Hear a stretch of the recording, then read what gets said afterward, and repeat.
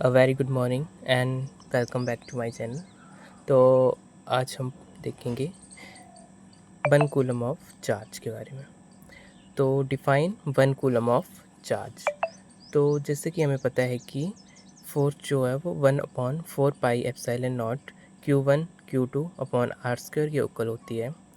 तो अगर हम Q1 और Q2 को Q के इक्वल मान लें, if Q1 is equal to Q2 is equal to Q और R को हम 1 मीटर मान लें, तो हमारे पास फोर्स जो आती है वो आती है 9 × 10⁻⁹।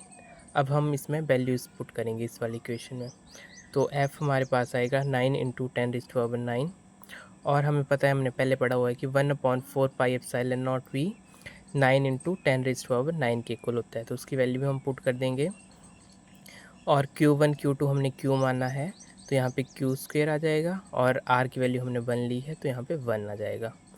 तो 9 × 10⁻⁹ से 9 × 10⁻⁹ कट जाएगा और हमारे पास बचेगा Q² इज़ इक्वल टू 1। अब अंडर रूट हम इस तरफ लेके जाएंगे, तो हमारे पास Q की वैल्यू आ जाएगी ±1 कूलम। तो हमारे पास चार्ज आ गया 1 कूलम। अब हम इसको डिफाइन करेंगे 1 कूलम ऑफ चार्ज को। तो it is defined as a charge which repels equal and similar charge placed at a distance of 1 metre in vacuum और air with a force of 9 × 10⁹ newton.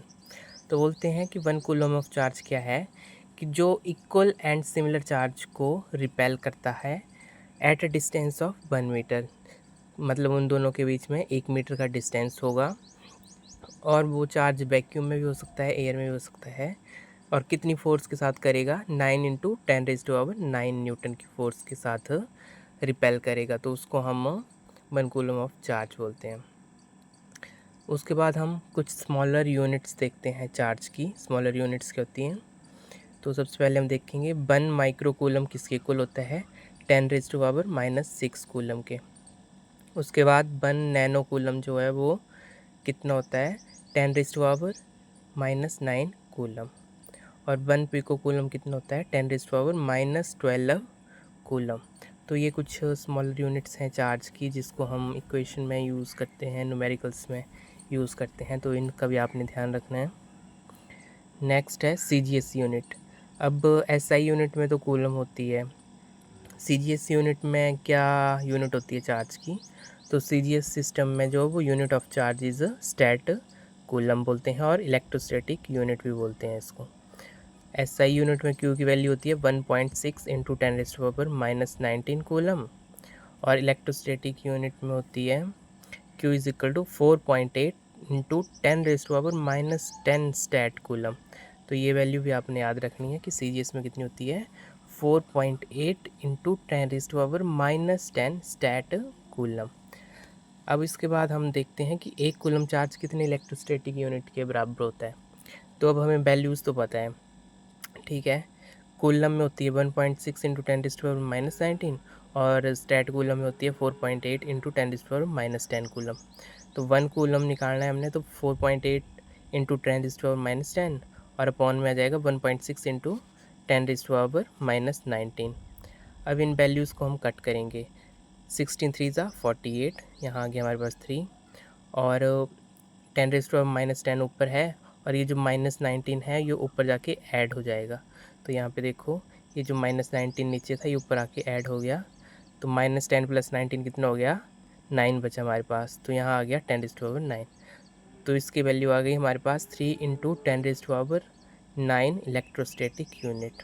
तो 1 coulomb of charge कितनी values के equal होता है? 3 × 10⁻9 electrostatic unit. तो ये हमारे पास एक और रिलेशन आ गया। नेक्स्ट हम देखेंगे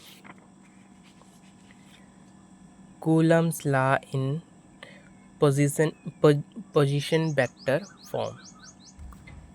क्या है हमारा next topic? Coulomb's law in position vector form. तो सबसे पहले हम डायग्राम समझते हैं। ये हमारे पास x कोऑर्डिनेट है, ये हमारे पास पाई और ये हमारे पास z कोऑर्डिनेट है और यहाँ सेंटर हमने O मान लिया है।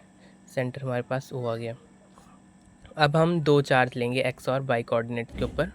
यहाँ पे ए पॉइंट पे Q1 चार्ज लेंगे और बी पॉइंट पे Q2 चार्ज लेंगे, और ओ ए का बीच का डिस्टेंस R1 है और ओ बी के बीच का डिस्टेंस R2 है।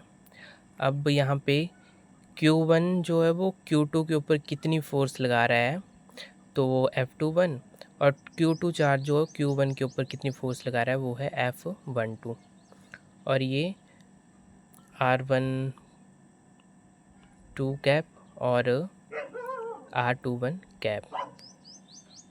अब हम इसका एक्सप्लेनेशन देखते हैं। तो सबसे पहले हम देखते हैं जो हमने डायग्राम बनाई उसको हम एक्सप्लेन करेंगे। तो सबसे पहले देखो, let us consider two charges Q1 and Q2। सबसे पहले हमने दो चार्ज ले लिए Q1 and Q2 having position vectors R1 and R2। उनके पोजीशन वेक्टर है R1 and R2 at point A and B respectively. A point पे है एक और एक B पॉइंट पे है। अब बोलते हैं कि now force act on charge 2 due to charge 1।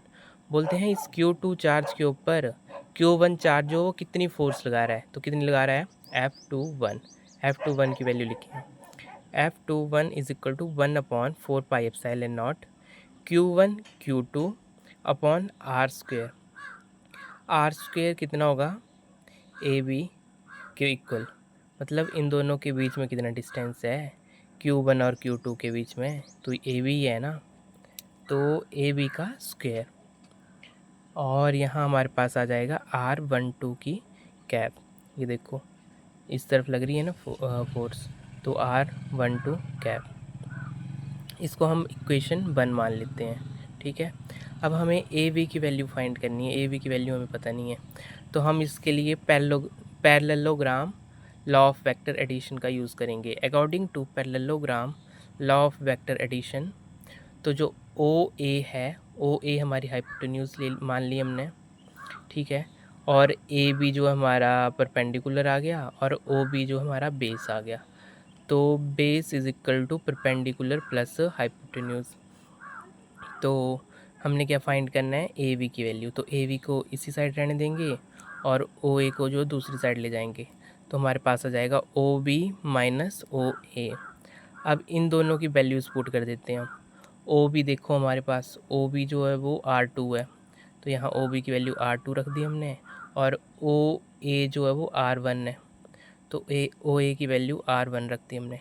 तो ए बी की वैल्यू हमारे पास क्या आ गई, R2 माइनस R1 वेक्टर।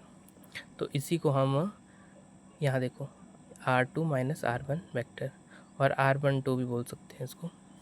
तो उसके बाद देखेंगे, ये तो आ गई वेक्टर फॉर्म में। अब इस कैप को भी अगर हमने सिंप्लीफाई फॉर्म में लिखना होगा, तो R12 कैप को हम सिंप्लीफाई करके कैसे लिखेंगे, R12 वेक्टर अपॉन R12, ठीक है। अब इन सब वैल्यूज़ को हम फर्स्ट इक्वेशन में पुट करते हैं। F21 is equal to 1/4πε0 Q1 Q2, और ए बी की वैल्यू हमने फाइंड की है वो हम यहाँ पुट कर देंगे, R2 vector minus R1 vector का स्क्वायर, और R12 कैप की वैल्यू भी हम पुट कर देंगे।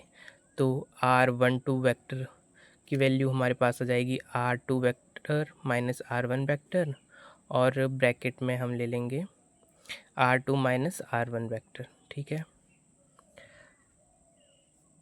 इसके बाद इन दोनों को मल्टीप्लाई कर देंगे, तो यहाँ स्क्वायर है, यहाँ 1 वैल्यू है, तो ये क्यूब हो जाएगा, और ऊपर वाला ऐसे रहेगा। तो हमारे पास F21 की वैल्यू आ गई 1/4πε0 Q1 Q2 R2 vector minus R1 vector का cube into R2 minus R1। इसको इक्वेशन 2 मान लो। अब बोलते हैं इसी तरह हमने फोर्स निकालनी है चार्ज 1 के ऊपर ड्यू टू चार्ज 2। तो F12 की वैल्यू निकालनी है मतलब हमने, तो F12 भी ऐसे ही निकलेगा 1/4πε0 Q1 Q2। अब वैल्यू सेम ही रहेंगी, बस R2 की जगह R1 आ जाएगा और बाकी फोर्स तो सेम ही रहेगी। तो जहाँ R2 है वहाँ R1 आ जाएगा हमारे पास, और जहाँ R1 है वहाँ R2। तो इसकी वैल्यू आ जाएगी F12 vector is equal to 1/4πε0 Q1 Q2 R1 minus R2 का cube into R1 minus R2। तो इसको इक्वेशन 3 मान लो। तो ये हमारे पास फोर्स की वैल्यू आ गई। तो Coulomb's law in position vector form यही है, इसमें हमने फोर्स की वैल्यू निकाल ली चार्ज 1 के ऊपर ड्यू टू चार्ज 2 और चार्ज 2 के ऊपर ड्यू टू चार्ज 1। तो ये इतनी सी है हमारी इक्वेशन। आई होप आपको ये सब समझ आए होंगे, एंड अगर आपकी कोई क्वेरी है तो then let me know in comment section. Thank you so much, और मेरे चैनल को लाइक करें, शेयर करें और सब्सक्राइब करें for more videos. Thank you so much.